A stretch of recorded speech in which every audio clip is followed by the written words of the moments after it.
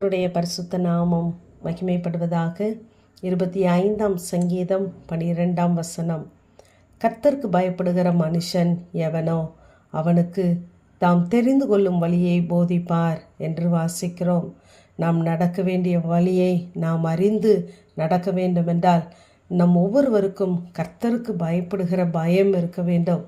அப்பொழுதுதான் வழி இதுவே, இப்படியாக செல் என்று சொல்லுகிற சத்தம் நம்முடைய காதுகளிலே துணிக்கப்படும்.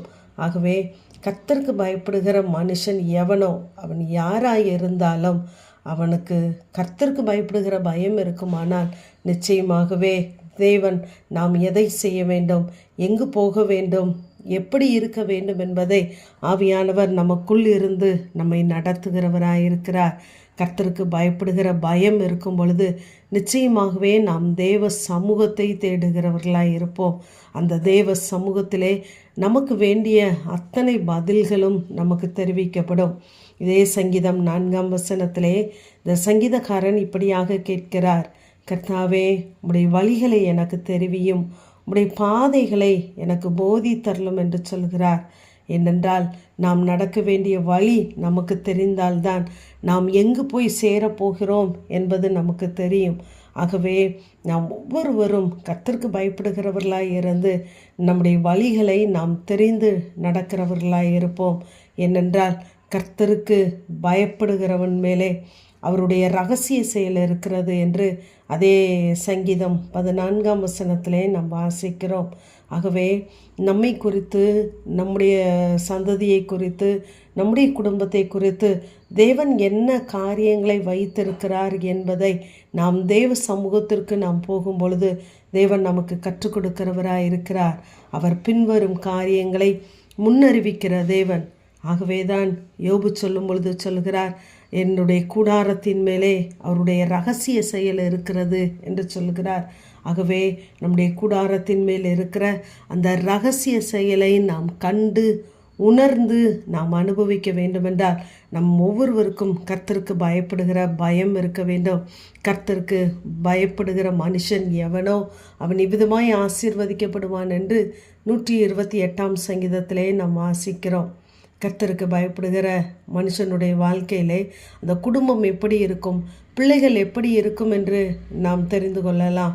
அப்படிப்பட்ட ஆசீர்வாதங்களை நாம் பெற வேண்டுமென்றால் கர்த்தருக்கு பயப்படுகிற பயம் இருக்க வேண்டும்.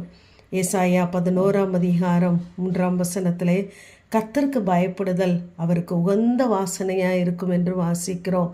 நாம் கர்த்தருக்கு பயப்படுகிறவர்களாக இருப்போமானால் கர்த்தர் நம்முடைய வாசனையை அவர் முகர்ந்து கொள்கிறவராக இருக்கிறார்.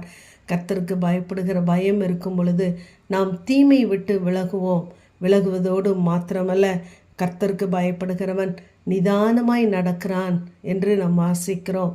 ஏனென்றால் அவன் எப்படி நடக்கப் போகிறான், என்ன செய்ய போகிறான் என்பதை தேவ சமூகத்திலிருந்து அறிந்ததினாலே, அது முடிவு இப்படித்தான் இருக்கும் என்று தெரிந்ததினாலே அவனுடைய நடைகள் நிதானமாய் இருக்கும். ஆகவே நாம் நிதானித்து உத்தம இருதயத்தோடு நாம் நடந்து கொள்ள வேண்டுமென்றால் கர்த்தருக்கு பயப்படுகிற பயம் மிக மிக அவசியமாயிருக்கிறது. கர்த்தருக்கு பயப்படுகிறவனுக்கு திட நம்பிக்கை உண்டு, அவன் பிள்ளைகளுக்கு அடைக்கலம் கிடைக்கும் என்று சொல்கிறார். நாம் கர்த்தருக்கு பயப்படும் பொழுது நமக்கு மாத்திரமல்ல அடைக்கலம், நம்முடைய சந்ததிகளுக்கும் தேவன் அடைக்கலத்தை வைத்து இருக்கிறார். ஆகவே இந்த நோவாவை குறித்து பார்க்கும் பொழுது எபிரேயர் 11ஆம் அதிகாரம் 7ஆம் வசனத்திலே விசுவாசத்தினாலே நோவா தற்காலத்திலே காணாதவைகளை குறித்து தேவ எச்சரிப்பு பெற்று பயபக்தி உள்ளவனாகி என்று நாம் வாசிக்கிறோம். அங்கு தேவ சமூகத்திலே நிற்கும் பொழுது நமக்கு வேண்டிய எச்சரிப்பு கிடைக்கிறது. அதை நாம் மிக கவனமாய் கவனிக்க வேண்டியது அவசியமாக இருக்கிறது. ஆகவே கர்த்தருடைய சமூகத்திலே நாம் நிற்போம், கர்த்தருக்கு பயப்படுகிற பயத்தை கற்றுக்கொள்வோம். கர்த்தர் நம்மை நிச்சயமாகவே நாம் நடக்க வேண்டிய வழியை நமக்கு போதித்து நடத்துவார். ஆமேன். ஜெபம். பிதாவாகிய தேவனே, குமாரனாகிய இயேசு கிறிஸ்துவின் நாமத்தின் மூலமாய் உடைய சன்னிதானத்தில் வருகிறேன். கர்த்தருக்கு பயப்படுகிற மனுஷன் எவனோ அவனுக்கு தாம் தெரிந்து கொள்ளும் வழியை போதிப்பார் என்ற வேத வார்த்தையின்படி கர்த்தாவே, நாங்கள் நடக்க வேண்டிய வழியை எங்களுக்கு போதித்து நடத்துவீராக. கர்த்தருக்கு பயப்படுகிற பயம் ஆண்டவரே எங்கள் உள்ளத்திலே, எங்கள் குடும்பங்களிலே காணப்பட உமக்கு உண்மையாய் ஜீவிக்க ஆண்டவரே அந்த ரகசிய செயலை புரிந்து கொண்டு வாழ கர்த்தர் உதவி செய்யுங்க. இயேசுவின் மூலம் ஜெபங்க எங்கள் நல்ல பிதாவே. ஆமென்.